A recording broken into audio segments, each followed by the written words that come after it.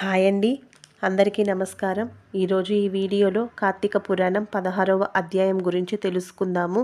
స్తంభ దీప ప్రశంస. ఓ రాజా, కార్తీక మాసము దామోదరునికి అత్యంత ప్రీతికరమైన మాసము. ఆ మాసముల అందు స్నాన దాన రథాదులను చేయుట, సాలగ్రామ దానం చేయుట చాలా ముఖ్యము.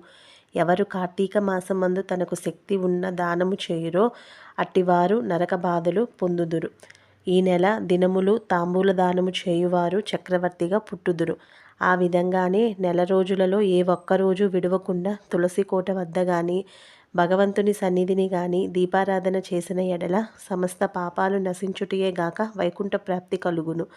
కార్తీక శుద్ధ పౌర్ణమి రోజున నదీ స్నానం ఆచరించి భగవంతుని సన్నిధి యందు ధూపదీప నైవేద్యములతో దక్షిణ తాంబూలాదులు నారికేర ఫలదానము చేసిన ఎడల చిరకాలం నుండి సంతతి లేని వారికి పుత్ర సంతానం కలుగును. సంతానం ఉన్నవారు చేసినచో సంతాన నష్టం జరుగుదు. పుట్టిన బిడ్డలు చిరంజీవులై ఉండుదురు. ఈ మాసంలో ధ్వజస్తంభమునందు ఆకాశ దీపము నుంచిన వారు వైకుంఠమున సకల భోగాలు అనుభవింతురు. కార్తీక మాసమంతయు ఆకాశ దీపము గాని స్తంభ దీపము గాని ఉంచి నమస్కరించిన స్త్రీ పురుషులకు సకల ఐశ్వర్యములు కలిగి వారి జీవితము ఆనందదాయకము అగును. ఆకాశ దీపము పెట్టువారు సాలి ధాన్యం గాని నువ్వులు గాని ప్రమిద అడుగున పోసి దీపముంచవలెను. దీపస్తంభము విప్రుడగుట. ఋషులలో అగ్రగణ్యుడను పేరొందిన మంతగ మహాముని ఒకచోట ఆశ్రమాన్ని ఏర్పరచుకొని దానికి దగ్గరలో ఒక విష్ణు మందిరాన్ని కూడా నిర్మించుకొని నిత్యము పూజలు చేయుచుండెను. కార్తీక మాసంలో ఆ ఆశ్రమం చుట్టుపక్కల మునులు కూడా వచ్చి పూజలు చేయుచుండిరి.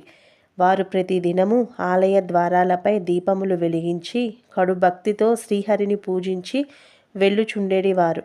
ఒకనాడు ఆ మునులలో ఒక వృద్ధుడు తక్కిన మునులను చూచి, ఓ సిద్ధులారా, కార్తీక మాసంలో హరిహరాదుల ప్రీతి కొరకు స్తంభ దీపము ఉంచినచో వైకుంఠ ప్రాప్తి కలుగుతుందని మనకందరికీ తెలిసిన విషయమే కదా.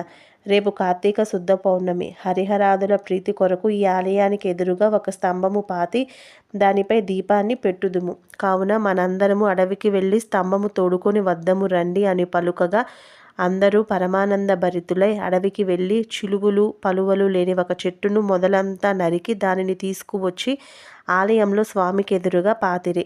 దానిపై సాలి ధాన్యముంచి ఆవు నేతితో నింపిన పాత్రను దానిపై పెట్టి అందు వత్తి వేసి దీపం వెలిగించిరి.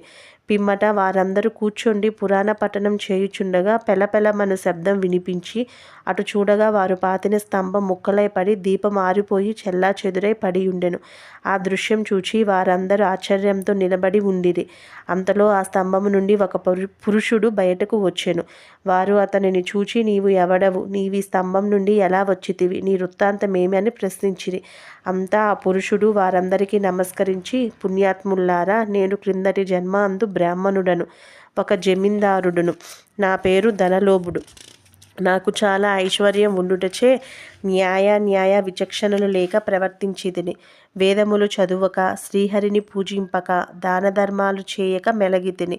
నేను నా పరివారంతో కూర్చుండియున్న సమయముననే విప్రుడైన వచ్చి నన్ను ఆశ్రయించినను అతనిచే నా కాళ్ళు కడిగించి ఆ నీళ్లు నెత్తిమీద వేసుకోమని చెప్పి నానా దుర్భాషలాడి పంపుచుండేవాడను. నేను ఉన్నతాసనంపై కూర్చుండి అతిథులను నేలపై కూర్చున్నమని చెప్పేవాడిని. స్త్రీలను పసిపిల్లలను హీనముగా చూచుచుండేవాడను. అందరూ నా చేష్టలకు భయపడేవారే కానీ నన్నెవరూ మందలింపలేకపోయిరి. నేను చేయు పాపకార్యాలకు హద్దు లేకపోయింది. దాన ధర్మాలు ఎట్టివో నాకు తెలియవు. ఇంత దుర్మార్గుడైన పాపినై అవసాదన దశలో చనిపోయి ఘోర నరకములు అనుభవించి 1,00,000 జన్మలందు కుక్కనై, 10,000 జన్మలు కాకినై, 5,000 జన్మలు తొండనై, 5,000 జన్మలు పేడ పురుగునై, తర్వాత వృక్ష జన్మ ఎత్తి ఈ కీకారణ్యం అందుండి నేను చేసిన పాపాలను పోగొట్టుకోలేకపోతిని. ఇన్నాళ్లకు మీ దయ వల్ల స్తంభముగా నున్న నేను నరరూపం ఎత్తి జన్మాంతర జ్ఞానినైతిని. నా కర్మలన్నీయు మీకు తెలియజేసితిని. నన్ను మన్నింపమని వేడుకొనెను. ఆ మాటలను ఆలకించిన మునులందరూ ఆశ్చర్యముంది ఆహా! కార్తీక మాస మహిమ ఎంత గొప్పది.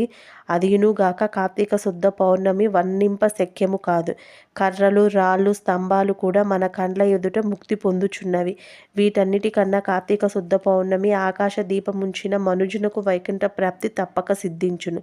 అందువలననే ఈ స్తంభమునకు ముక్తి కలిగినది అని మునులు అనుకొనుచుండగా ఆ పురుషుడు మాటలు ఆలకించి, ముని పుంగవులారా, నాకు ముక్తి కలుగు మార్గం ఏదైనా కలదా? ఈ జగంబునెల్లరకు ఎటుల కర్మబంధం కలుగును? అది నశించేదెట్లా? నా ఈ సంశయము తీర్చమని ప్రార్థించెను.